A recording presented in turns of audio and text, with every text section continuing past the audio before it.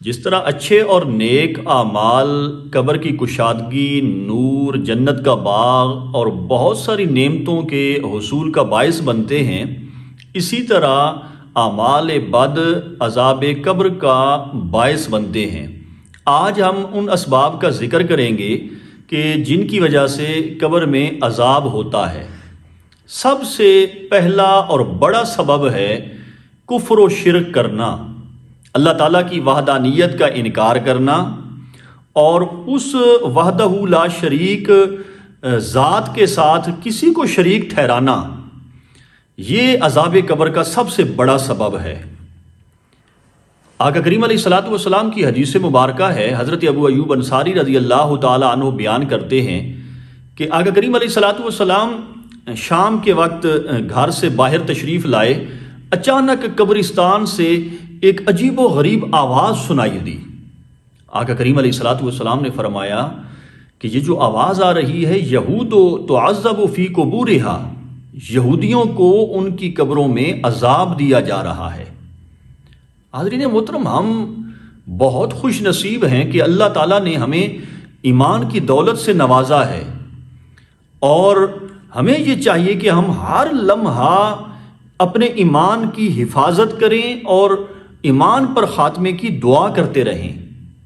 تو یہ پہلا اور بڑا سبب ہے کفر و شرک کرنا عذاب قبر کا۔ دوسرے نمبر پر ہے کہ نکیرین کے سوالات کے جوابات نہ دے سکنا، چاہے مومن ہو کافر ہو۔ جب قبر میں ان کو رکھا جاتا ہے تو منکر نکیرین سوالات کے لیے آتے ہیں۔ جو بھی بندہ ان کے سوالات کے صحیح جوابات دیتا ہے، ان کی قبر کو کشادہ کر دیا جاتا ہے، ان کی قبر میں نور داخل ہو جاتا ہے، اور جو بندہ جوابات نہیں دے سکتا عذاب قبر میں مبتلا ہو جاتا ہے۔ اسی طرح یہ دوسرا سبب ہے۔ تیسرا سبب ہے قرآن پاک کو حفظ کر کے بھلا دینا اور فرض نماز چھوڑ دینا۔ ایک طویل حدیث مبارکہ ہے جس کے راوی ہیں حضرت سمرہ رضی اللہ تعالی عنہ۔ آپ فرماتے ہیں کہ آقا کریم علیہ الصلوۃ والسلام تشریف لائے، اپنا خواب بیان فرمایا۔ رات کو میرے پاس دو فرشتے آئے، انہوں نے مجھے اٹھایا اور عرض کی کہ چلیے۔ میں ان کے ساتھ چل دیا۔ چلتے چلتے ہم ایک آدمی کے پاس آئے جو لیٹا ہوا تھا، دوسرا آدمی اس کے ساتھ کھڑا، اس کے ہاتھ میں لوہے کا آرا تھا، اس کے جبڑے، اس کے نتنے، اس کی آنکھ کے پاس سے لے کر گدی تک وہ لوہے کے آرے کے ساتھ چیر رہا تھا۔ پھر وہ دوسری طرف متوجہ ہوتا۔ تھوڑی دیر کے بعد حضور علیہ الصلوۃ والسلام فرماتے ہیں جب وہ پہلے شخص کی طرف متوجہ ہوتا، اس کا چہرہ بالکل صحیح سلامت ہو جاتا، درست ہو جاتا۔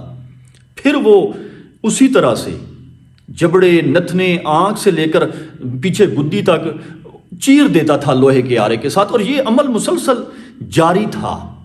آقا کریم علیہ الصلوۃ والسلام نے ارشاد فرمایا کہ اس کو عذاب اس لیے دیا جا رہا ہے کہ یہ قرآن پاک پڑھ کے بھلا دیتا تھا، حفظ کر کے بھلا دیتا تھا، اور فرض نماز کے وقت سویا رہتا تھا، یعنی فرض نماز کو چھوڑ دیتا۔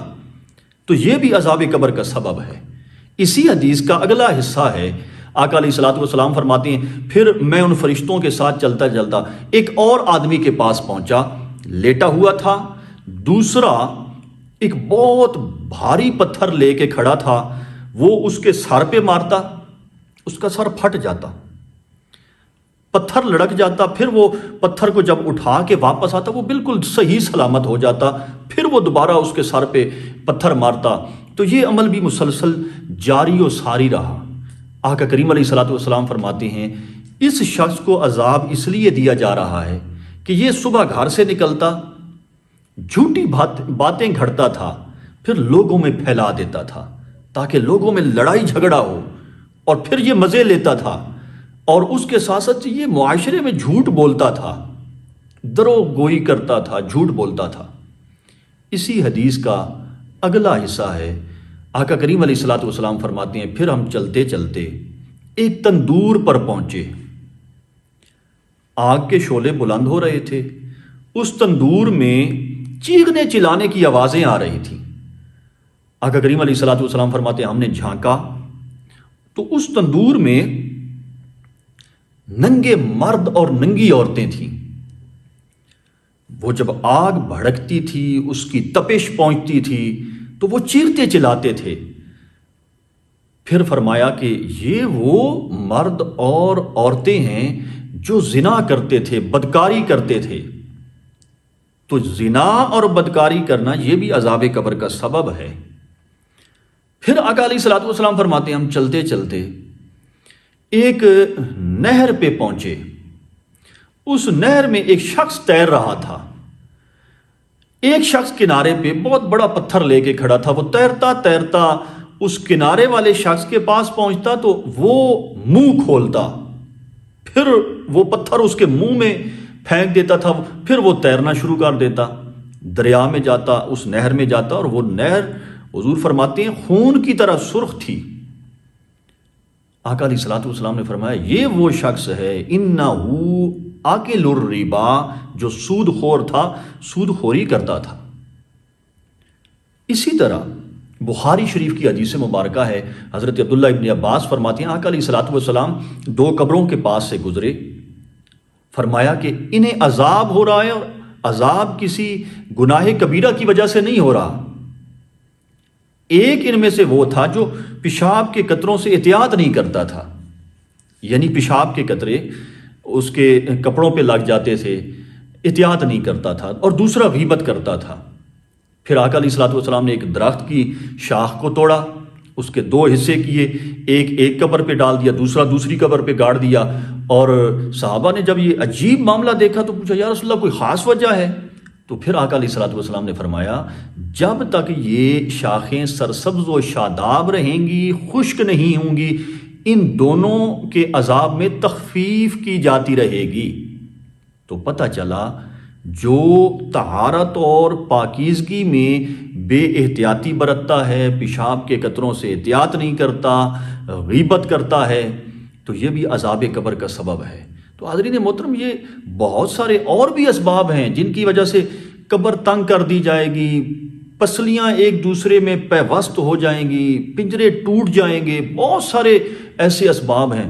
اور پھر الامان والحفیظ، ہمارے معاشرے میں بہت سارے ایسے اعمال صالحہ ہیں کہ جن کو ہم بالکل معمولی سمجھتے ہیں، بالکل معمولی، اور اس کے سمجھتے ہیں کہ اجر اتنا نہیں ہوگا ان کا، پھر ہم چھوڑ دیتے ہیں ان کو۔ اور بہت سارے ایسے گناہ ہیں جو ہم سٹارٹ کرنا شروع کر دیتے ہیں اور ان کو گناہ بھی نہیں سمجھتے۔ تو اللہ تبارک و تعالیٰ کی بارگاہ میں دعا ہے اللہ تعالیٰ ہم سب کو ان گناہوں سے محفوظ رکھے، ہر مسلمان کو۔ اور ایک ہی نجات کا ذریعہ ہے یہ جتنے بھی اسباب اور عذاب قبر ہیں کہ اعمال صالحہ اپنائیں، اخلاق حسنہ اختیار کریں، وگرنہ یہ وہ اسباب ہیں، یہ وہ گناہ ہیں جو ہماری قبر کو دوزخ کا ایندھن بنانے کے لیے کافی ہیں۔